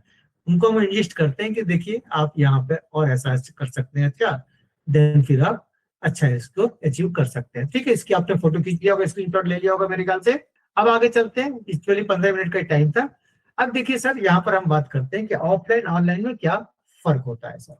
ठीक है सर, तो नॉर्मल जो ऑफलाइन होता है, क्लासरूम होता है, तो 12 से 15 हजार लेते हैं, क्योंकि उनका भी एक खर्च आता है सर, चाहे किराया देना हो, चाहे फैकल्टी अलग अलग लेने हैं, इसलिए उनकी फीस करीब करीब 12 से 15 हजार की, मतलब गलत नहीं है, वो गलत नहीं है। लेकिन फायदे क्या है ऑनलाइन से? हमारी फीस सर यहाँ पर 8,000 रुपए, इसको भी हमने इंस्टॉलमेंट में कर दिया है, 3,000, 3,000, 2,000। आपकी जो भी इच्छा हो, अगर ये क्लास देखते हैं, आपको इच्छा होती है, आप हमारी वेबसाइट पे चले जाइएगा और वहां से आप ले सकते हैं। इंस्टॉलमेंट में लेना होगा तो वहाँ फोन नंबर और बारकोड भी दिया हुआ है, उसमें फर्स्ट इंस्टॉलमेंट आपका 3,000 होगा सर। चलिए सर, तो यहाँ फायदे हम जो बता रहे थे कि आपको लर्न एनी टाइम एनीवेयर, क्योंकि सारी चीज वेबसाइट में है। इवन जो हम क्लास सुबह शाम की लेते हैं, शाम की क्लास रिकॉर्डेड क्लास की वीडियो भी अवेलेबल है। किसी कारणवश आप न क्लास कर पाए तो वीडियो भी वहां पर मौजूद है, उससे भी आपको रिवीजन हो जाएगा, यानी क्लास छूटने का मलाल वहां पे नहीं रहेगा आपको।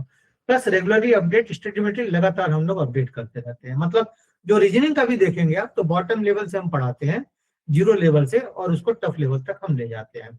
जो हमारे साथ पढ़ रहे हैं उनका एक्सपीरियंस यहाँ पर है। तो पर्सनलाइज लर्निंग पेस, तो जो स्पीड आपकी जो है, पर्सनल स्पीड है, वो धीरे धीरे ही बढ़ाने की हम कोशिश करते हैं। ऐसे नहीं कि इकट्ठा हमने दे दिया कि इतना बना लो, कैसे बनेगा, लोग घबरा जाएगा। तो धीरे धीरे पहले इजी, यानी कि क्लास 1 से चालू करते हैं और फिर हम उनको 12 तक ले जाते हैं। ये हमारी टेक्निक है जो काफी इफेक्टिव है, निश्चित है। अनलिमिटेड रिवीजन एंड रिवाज, आप कई बार रिवीजन कर सकते हैं, कई बार क्वेश्चन पेपर को सॉल्व कर सकते हैं, कई बार आप नोट्स को पढ़ सकते हैं, कई बार की पॉइंट्स को देख सकते हैं। ठीक, नोट्स को तो डाउनलोड भी कर सकते हैं, बाकी कोई चीज डाउनलोड नहीं होता है, ये ध्यान रखिएगा। तो ये फायदे हमारे साथ है, और ये हम ड्रॉबैक बताने जा रहे हैं। बाकी फीस का मैंने फिर बता रहा हूँ कि 12 से 15 हजार ले रहा है तो वो भी गलत नहीं कर रहा है, क्योंकि उसको भी अपने एक्सपेंडिचर निकालनी है, खर्च निकालने हैं। ठीक है सर, इसके बाद देखिए, अगर हम बात करें तो हमारे पास 2 बैच होता है। अभी क्लास जो था 4 से 6 दिन वाली बात थी, लेकिन अभी कंटिन्यू हम 6 दिन कर दिए हैं सर। सिर्फ संडे छोड़ के दोनों टाइम क्लास होती है, और सेम डे में सेम टॉपिक पे होती है। तो पहला जो बैच होता है मॉर्निंग का, वो होता है आपका, यहाँ पर गलती हो गई सर, 6:30 to 8 AM होता है, यहाँ पर गलत प्रिंट हो गया। और यहाँ पर शाम की जो क्लास है वो 7:30 PM से 9 PM तक होता है सर। ये मॉर्निंग वाली 6 से 8 नोट कर लीजिएगा आप, थोड़ी सी यहाँ पे प्रिंटिंग मिस्टेक हुई। और सीट की तो कोई बात नहीं है सर, सीट तो है, ठीक है, जितनी बढ़ेगी उसमें कोई प्रॉब्लम नहीं जाएगी, क्योंकि डिजिटल प्लेटफॉर्म है। आप इसकी इंस्टॉलमेंट 3,000 से शुरू कर सकते हैं। ठीक है, 3,000, 3,000, 2,000 आप दे सकते हैं सर। अब देखिए सर, यहाँ क्या क्या फायदे हैं आपको। हमारे पास 3 टाइप का पैकेज है। टेक्निकल कम्बो है, यानी टेक्निकल यानी जीपीयू और जीपीए वाले टेक्निकल कम्बो, और यहाँ नॉन टेक्निकल कम्बो, मतलब चीज दोनों सेम है, बस टेक्निकल नॉन टेक्निकल इसको याद रखिएगा। और एक सेल्फ लर्निंग, जैसे बाय द वे बहुत सारे लोग जो होते हैं दूसरे कोचिंग ऑलरेडी ज्वाइन कर लिए रहते हैं, उनको भी लगता है कि फिर से 8,000 हम क्यों दें, क्लासरूम तो चाहिए हैं, लेकिन किसी से सुनते हैं भाई लक्ष्य का पैकेज अच्छा है, तो उनकी भी इच्छा होती है। जैसे कि अभी मैं वर्कशॉप में गया था तो बहुत लोगों ने लिया ये पैकेज, खासकर कि सर हमको बाद में पता चला आपके बारे में, तो हम सर फलाने जगह ज्वाइन कर लिए हैं, सर कैसे मैनेज करें। तो मैंने बोला कि ठीक है, जहां भी आपने विश्वास किया है वहां कंटिन्यू कीजिए, अगर कुछ एक्स्ट्रा एफर्ट चाहते हैं तो ये सेल्फ लर्निंग पैकेज आप ले सकते हैं। तो यकीन मानिए सर ये काफी दिखा हमारा, जो 4-5 जगह हमने वर्कशॉप लिया, इसमें ये पैकेज जो ऑलरेडी दूसरे कोचिंग में ज्वाइन कर चुके थे उन लोगों ने ये पैकेज लिया, और जो लोगों ने ज्वाइन नहीं किया था तो वो ये पैकेज लिया, यानी करीब करीब 55%, 5 सेमिनार में हमको 55 स्टूडेंट एक्स्ट्रा हमको मिले सर। तो हमारा जो परिवार 350 का था सर वो 400 पार हो गया सर, लाइव क्लासेस की मैं बात कर रहा हूँ सर। तो यहाँ सर ये चीज हम बता रहे हैं, ये अपनी तारीफ कर रहे हैं, ये हो सकता है आपको ना पचे, लेकिन फैक्ट है सर, ये सारी चीज देखिए क्या क्या इसमें फायदे एक बार हम गिना देते हैं। लाइव क्लासेस मिल रहा है तीनों मेन स्ट्रीम का सर, आईसीए की भी लाइव क्लासेस है, रीजनिंग प्लस डीआई इंग्लिश की लाइव क्लासेस अभी हम चालू करने वाले हैं। रीजनिंग डीआई आपको मिल रहा है, लाइव क्लासेस रिकॉर्डिंग मिलता है, अगर बाय द वे किसी कारण छूट जाता है क्लास तो आपको ये रिकॉर्डिंग क्लास भी आपको मिलती है सर। फिर चैप्टर वाइज क्वेश्चन दिए हुए हैं प्रैक्टिस के लिए, चैप्टर वाइज, उसमें सीबीटी भी है, चैप्टर वाइज सीबीटी है, प्लस चैप्टर वाइज जब हम लाइव क्लास पढ़ाते हैं तो हर दूसरे स्लाइड के बाद हम एक 4 क्वेश्चन, 6 क्वेश्चन, 8 क्वेश्चन देते हैं ताकि रिकॉल हो जाए। ये अलग तरीका है हम लोग का, ये नया टेक्निक हमारा है, और इससे काफी लोगों को फायदा हो रहा है, नहीं तो आगे पार्ट पीछे सब पार्ट हो जाता था। अब ऑन स्पॉट आपने किसी टॉपिक पे पढ़ा, आपको अगले स्लाइड में उसका आपको क्वेश्चन पेपर मिल जाएगा, उसको सॉल्व कीजिए, जो गलतियां वो डिस्कस करेंगे तो फॉर एवर मेमोराइज हो जाता है। तो चैप्टर वाइज क्वेश्चन पेपर मिलेंगे, सीबीटी फॉर्म मिलेंगे, लाइव क्लासेस भी होंगे। फिर टॉपिक वाइज नोट्स आपको मिलेगा, ये नोट्स आप डाउनलोड कर सकते हैं। सिर्फ नोट्स जो है वो भी इंटरेस्टिंग वे में है, आप मैनुअल पढ़ेंगे और नोट्स पढ़ेंगे, दोनों में फर्क है। हो सकता है कि ज्यादा पेज का हो, लेकिन इंटरेस्टिंग वे में नोट्स बनाया गया है। जो सिर्फ नोट्स हम लोगों ने लास्ट ईयर 350 नोट्स बेचे थे, आपको शायद यकीन नहीं होगा, वो भी 1 पहले बना था नोट्स, उस पर भी लोगों ने अच्छा स्कोर किया, तो नोट्स भी इतना इफेक्टिव है सर हमारा। उसके अलावा sir CBT model test 20+ already अभी मौजूद है, लेकिन जैसे ही सिलेबस नहीं आएगा वो और अपडेट होगा। तो प्रैक्टिस के लिए अभी 20 सीबीटी टेस्ट यानी 160 क्वेश्चन के जो टेस्ट है वो अवेलेबल है हमारे पास, जो हर वक्त हर वीक आप टेस्ट कर सकते हैं, दे सकते हैं। उसके बाद पास हो जाते हैं सर आप, तो इंटरव्यू के लिए भी लाइन अप हम लोग करते हैं, यानी कि कोई अप्रोच या किसी की हम बात कर रहे हैं, जो अनुभव है हमारे साथ भी है, लोगों से हम पूछते हैं अपने दोस्तों यारों से, प्लस जो लोग इंटरव्यू भी लेते हैं उनसे भी हमने फीडबैक काफी लिया है, किस टाइप के क्वेश्चन के किस टाइप के जवाब देने से आप लोग प्रभावित होते हैं, तो वो खुद बताते हैं। पीडी लेवल तक तो नहीं, लेकिन जीएम लेवल तक तो मैंने बात की है, उसका एक्सपीरियंस है, जो लोग इंटरव्यू में वहाँ बैठते हैं, तो वो कुछ अनुभव भी हम आप लोग के साथ शेयर करते हैं कि उस एटीट्यूड के साथ जाइए, कैसे क्वेश्चन का कैसे जवाब देना है, कैसे नर्म तरीके से देना है, कहाँ एग्रेसिव होना है कि एकदम कॉन्फिडेंट दिखाना है, कहाँ कॉन्फिडेंट नहीं दिखाना है बहुत ज्यादा, तो उसके फायदे मिलते हैं सर। ठीक है सर, तो ये सारी चीज जो है मॉक इंटरव्यू की भी हम प्रोविजन करते हैं, खासकर जो पास हो जाता है, इसलिए जो पैकेज की वैलिडिटी आपकी रहती है सर वो अप टू इंटरव्यू तक रहती है सर। अब देखिए सर, यहाँ पर बैच 4 जो स्टार्ट हुआ, लास्ट बैच हमारे पास, वो 15 दिसंबर से चालू हुआ था। ठीक है, अभी जो भी ज्वाइन करेगा कुछ पीछे हो जाएगा, लेकिन वो कवर हो जाएगा, क्योंकि फिर से जब नया सिलेबस आएगा, नया मैनुअल आएगा, तो हम फिर से चालू करेंगे। तो देखिए सर, यहाँ पर जो जीपीओ जो मेन स्ट्रीम है, करीब करीब 35 से 40 क्लास हम लोग लेते हैं। ठीक है, यहाँ देखिए, और रीजनिंग का 35 से 40 क्लास इसकी भी लेते हैं। आईसीए का हम लेते हैं 40 to 50, क्योंकि ये एक स्कोरिंग सब्जेक्ट हम मान के चलते हैं, 30 में 30 मिलना चाहिए। इसको हम इसलिए बहुत ज्यादा डिटेल में पढ़ाते हैं, पॉइंट वाइज पढ़ाएंगे आपको। ठीक है, एक स्टेप वाइज पढ़ाएंगे, देन फिर की पॉइंट देंगे, फिर इंपॉर्टेंट पॉइंट देंगे। तो इंपॉर्टेंट की पॉइंट भी मैं दिखाऊंगा, उसको भी कर लेते हैं, तो 80% मार्क आपको मिल जाते हैं सर। ठीक है सर, इसकी टाइमिंग देखिए 6 डे में, यानी कि पर क्लास जो है वो 2 क्लास होती है, वीकली 2 क्लास होती है, लेकिन जीएफएम का सिर्फ शाम को होता है क्लास, बस ये फर्क है। ठीक सर, इसके बाद बात करें सर, देखिए सर यहाँ पर इसको ध्यान से देखिएगा, स्क्रीनशॉट ले लीजिएगा, आपके काम का है।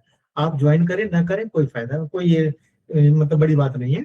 यहाँ देखिए सर, ये शुरू के अगर आप यहाँ पे 7 चैप्टर्स कर लेते हैं, एक माइनिंग कर लेते हैं, आपको सर 40 मार्क मिल जाएंगे, ये मेरा वादा है, ये मेरी दावा है।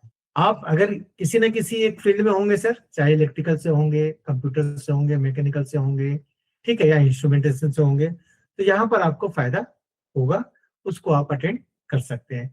और हम लोग जो कराते हैं कि कोई भी चीज हम पढ़ा रहे हैं तो टॉपिक वाइज हम लाइव टेस्ट लेते हैं, लाइव क्लास में ही लाइव टेस्ट लेते हैं। मैं दिखाऊंगा कैसे भी लेते हैं, और उसके बाद चैप्टर खत्म होने के बाद भी हम लेते हैं।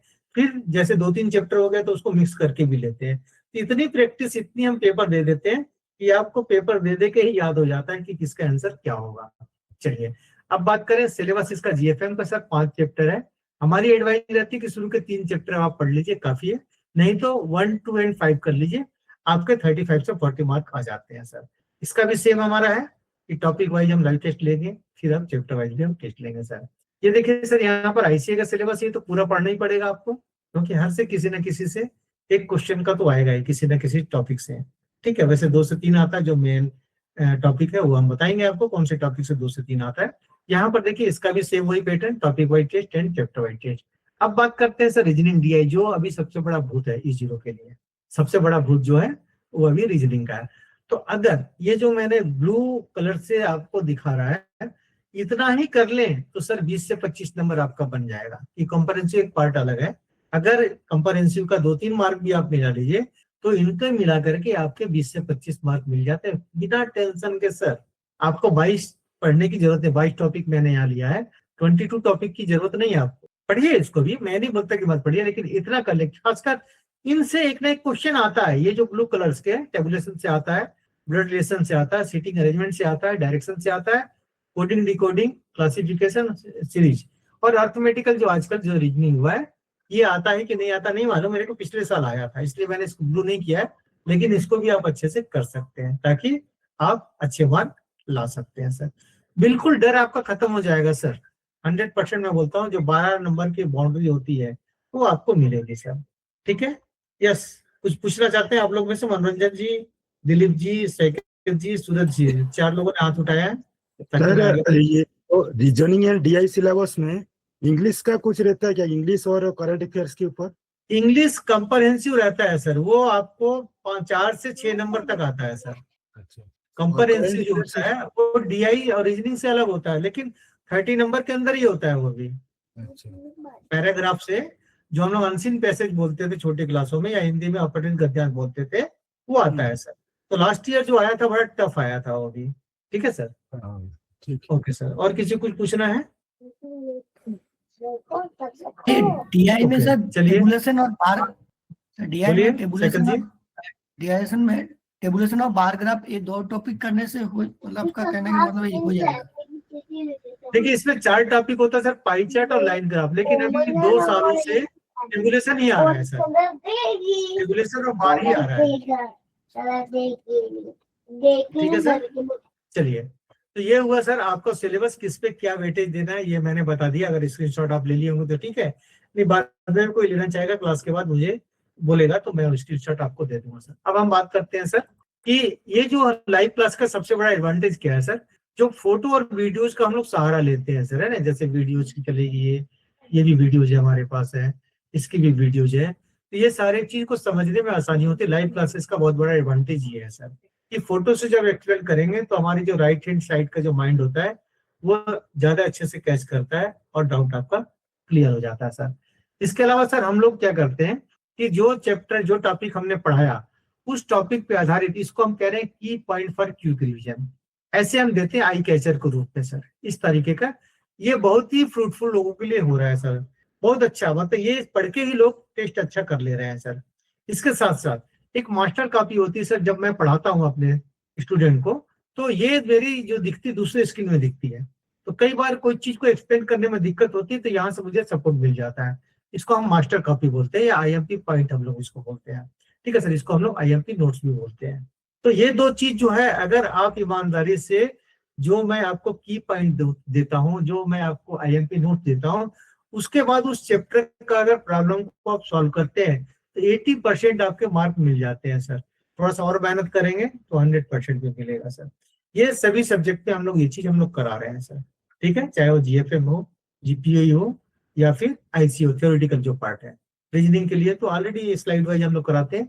इसके अलावा देखिए सर, अभी हम लोगों ने एक नया चालू किया है कि ये जो है आपका एक स्टेप वाइज हम लोग पढ़ते हैं सर। अगर मैं लाइव दिखाना चाहता हूँ, 2 मिनट रुकिएगा अगर आप लोगों के पास समय है तो। ये देखिए सर, कुछ ऐसा है, ये लिंक आपको प्रोवाइड कराते हैं हर क्लास होने के बाद।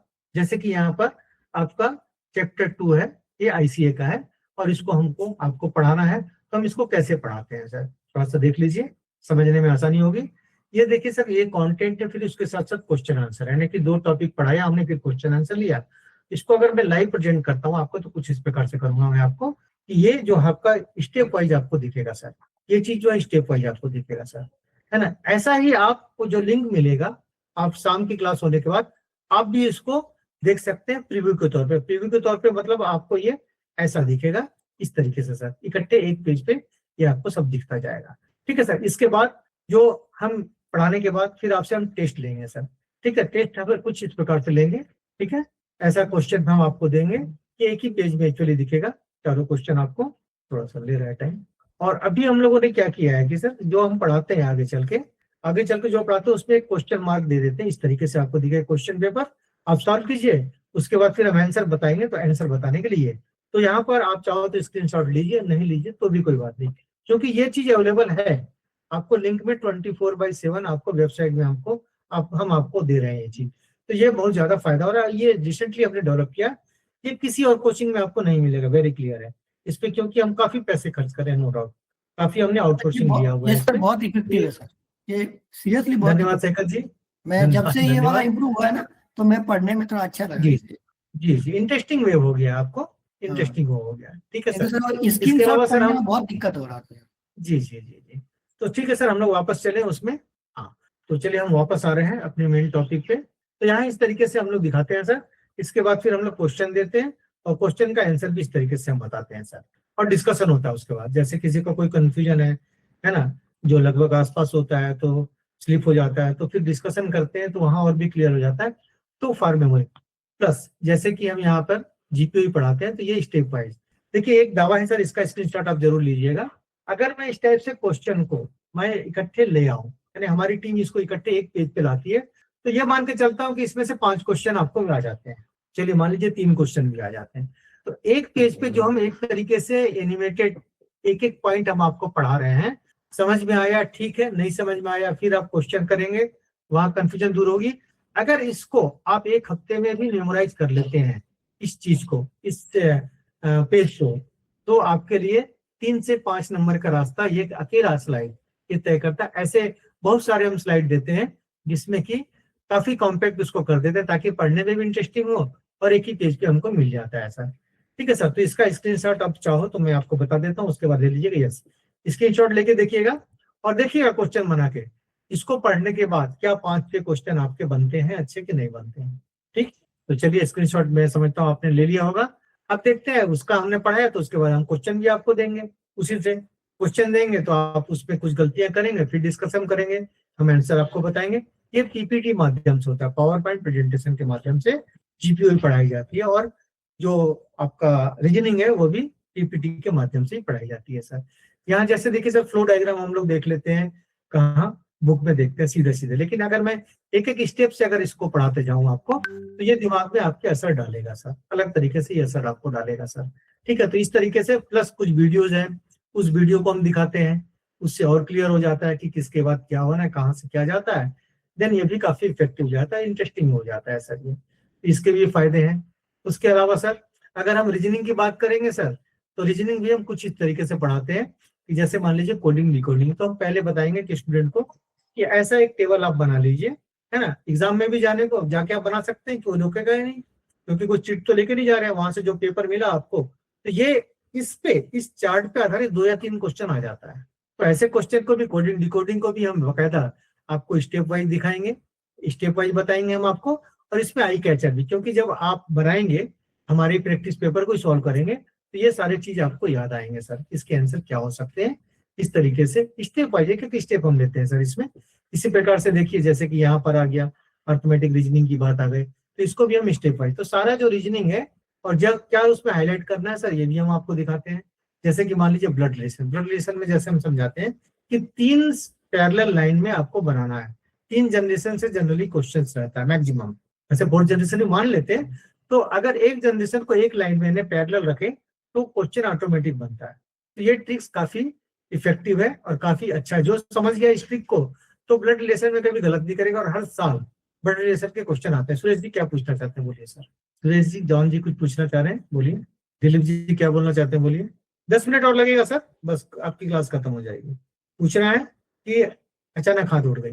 तो इस तरीके से सर हमारा टेक्निक है और ये काफी इफेक्टिव है, इससे रिजल्ट काफी अच्छे आ रहे हैं। तो ये आप पे डिपेंड करता है कि सर अगर आप ऐसा देखना चाहते हैं, ऐसा ज्वाइन करना चाहते हैं, एकदम स्टेप बाय एक स्टेप आपको समझाते हुए जाएंगे। और जिनको समझ में नहीं आता, डिस्कशन भी हम लोग साथ में करते हैं। ठीक है सर, कुछ गलतियां हमसे भी होती है तो आपस में आप लोग ही हमें वो ठीक कर भी देते हैं। तो ये सारी चीज का फायदा आपको लाइव क्लासेस में मिलता है। यही मैं बताने जा रहा हूँ कि ऑनलाइन जो क्लास होती है वो क्यों महत्वपूर्ण है। पैसे बचेंगे सर, टाइम बचेंगे आपके, और एक सही प्लेटफॉर्म आपके लिए ये तैयार होता है जहाँ सब कुछ मिलेगा, है ना, बिना किसी आपको हार्ड कॉपी की प्रिंट कराए बिना सब कुछ आपको 24/7। तो इस तरीके से सर हम ये, जैसा सीटिंग अरेंजमेंट का, तो इसको भी स्टेप वाइज हम बताएंगे। अलग अलग कलर हम दिखाते हैं ताकि आई कैचर का काम करे, कौन कहाँ बैठ रहा है। ठीक है, तो यहाँ देखिए ये भी एक तरीके से आपका क्वेश्चन है डाटा सफिशिएंसी का। तो लास्ट ईयर भी सर डाटा सफिशिएंसी के नाम पे 2 क्वेश्चन आए थे, मान के चलिए। ये भी देखिए यहाँ पे ब्लड रिलेशन का ही है। तो ऐसे जो भी क्वेश्चन आते हैं सर आपसे बनता है सर। ठीक है सर, तो आज की हमारी क्लास तो खत्म हो रही है सर, लेकिन कुछ डाउट्स होगा तो आप बता सकते हैं। अगर जिनको इच्छा होगी हमें ज्वाइन करने की, हमारी वेबसाइट है सर luxeducation.in, वहां जाके आप परचेस कर सकते हैं, या मेरा नंबर 9425556141, ये नोट कर लीजिए, आप कांटेक्ट कर सकते हैं। फुल पेमेंट करना है तो आप वेबसाइट से कर सकते हैं, और अगर इंस्टॉलमेंट देना है तो यूपीआई से आपको पेमेंट करना है। तो अगर कुछ दिमाग में क्वेश्चन चल रहा है तो बताइए सर आप लोग। सर एक क्वेश्चन था। हाँ बोलिए, जॉन जी बोलिए। सर ये जो क्वेश्चन है सर, हिंदी इंग्लिश दोनों में रहेगा कि सिर्फ इंग्लिश में रहेगा? एग्जाम में? जी जी, एग्जाम में दोनों में रहता है सर, दोनों लैंग्वेज में रहता है। ओके। लेकिन आपको शिफ्ट करना पड़ेगा, इंग्लिश टू हिंदी जाना पड़ेगा, जिसमें 10-15 सेकंड आपके लगेंगे। अच्छा। ठीक है सर। और अगर पूरा जैसे कि चॉइस कर लिया आपने कि मुझे हिंदी में करना है, तो पूरा हिंदी में ही क्वेश्चन आते जाएंगे। अच्छा, ठीक जी। और किसी की कुछ क्वेरी सर? पूछ रहे थे आप, जैसे हिंदी और इंग्लिश एक ही साथ क्वेश्चन है तो ऐसे आएगा ना, मतलब अलग अलग आएगा? ना वैसे नहीं आएगा। यहाँ तो आपकी सहूलियत के लिए हम हिंदी और इंग्लिश दोनों लैंग्वेज यूज करते हैं, ताकि प्रॉब्लम ना हो हिंदी मीडियम वालों को, इंग्लिश मीडियम वालों को। मतलब सर एक बार इंग्लिश चूज कर लेंगे तो हिंदी का स्विच नहीं कर सकते हैं? नहीं कर सकते हैं। आपको लगा कि इंग्लिश समझ में नहीं आ रहा है तो फिर आपको 10 से 15 सेकंड लग जाता है, वो थोड़ा सा नेट कनेक्टिविटी को देखते हुए। अच्छा। यस सर, और कोई जानना चाहता है कुछ? सर जीपी का जो सब्जेक्ट है, सर जीपी का बोलिए। जो सब्जेक्ट है उसमें 100 आउट ऑफ 40 करना है, मतलब 100 क्वेश्चन आएगा, उसमें 40 का आंसर ही देना है ना? जी हाँ, जी हाँ, ऑप्शन रहता है उसमें। 100 में से 40 क्वेश्चन ही आपको करना है sir. Okay, thank you. Yes, John ji क्या बोलना चाहते हैं, बोलिए। चलिए, और किसी की कुछ क्वेरी है बेशक पूछिए सर, है ना। मेरे ख्याल से फर्स्ट सेशन से जो रणनीति है उससे तो फायदा आपको मिला होगा, उसके अलावा भी कुछ क्वेरीज है आपके पास तो पूछ सकते हैं। यस रश्मि जी बोलिए। अरे डीआई का कितना मार्क पता है? डीआई डाटा सिंथेसिस दोनों में डीआई का भी 4 से 8 मार्क रहता है सर। 2 क्वेश्चन आ गए तो 8 मार्क मिल जाएगा, 8 मार्क का। नहीं तो कम से कम 1 क्वेश्चन तो आता है, 1 क्वेश्चन मतलब 4 क्वेश्चन उसके रहेंगे ही सर। एप्टीट्यूड का कुछ सब आता है क्या? जी, एप्टीट्यूड मैथ का कुछ आता है क्या कुछ क्वेश्चन? आपकी आवाज क्लियर नहीं मिली मुझे। पूछ रहा है सर एप्टीट्यूड आता है कि नहीं, वो पूछ रहे हैं। हाँ, एप्टीट्यूड के सर लास्ट ईयर तो आया था सर। क्वांटिटी एप्टीट्यूड की आप बात कर रहे हैं शायद, मेरे ख्याल से ना। हाँ सर। अर्थमेटिक रीजनिंग जो है, हाँ अर्थमेटिक रीजनिंग जो है वो एप्टीट्यूड का ही पार्ट है सर, क्वांटिटी एप्टीट्यूड। कितना मार्क आता है सर? पिछले बार 2 मार्क का आया था सर, एक सर्किल पे आया था, वॉल्यूम पे आया था, और एक एज पे आया था। Clear sir? सर पूछ रहे सर ये ब्लड रिलेशन कब पढ़ाएंगे सर? वो थोड़ा बहुत डरावना चीज है। ब्लड रिलेशन सर ऑलरेडी वहां डला हुआ है सर। अभी नंबर अभी आपको सीक्वेंस ऑफ जो मैंने डाटा दिया था, आपको दिया था जो सिलेबस एक तरीके से, बस मैं लाइन से आ रहा हूँ सर। आप पुराने वीडियो देखिए ना सर, वो तो अपलोडेड है ऑलरेडी। रीजनिंग तो बैच 3 तक का पूरा हो गया, बैच 4 वालों के लिए चालू हुआ है। अच्छा ठीक है सर। आप डरेंगे तो नहीं कर पाएंगे। यस सुशांत जी बोलिए सर, क्या बोलना चाहते हैं? सर बोल रहा हूँ जीपीओई और आईसीए में डेटा ओरिएंटेड कितना क्वेश्चन आता है सर? डेटा ओरिएंटेड सर जो मेरा अनुभव जो फीडबैक है, तो सर जो आईसीए है उसमें आता है करीबन 5 से 8 डाटा का आता है 30 में से। ठीक है सर।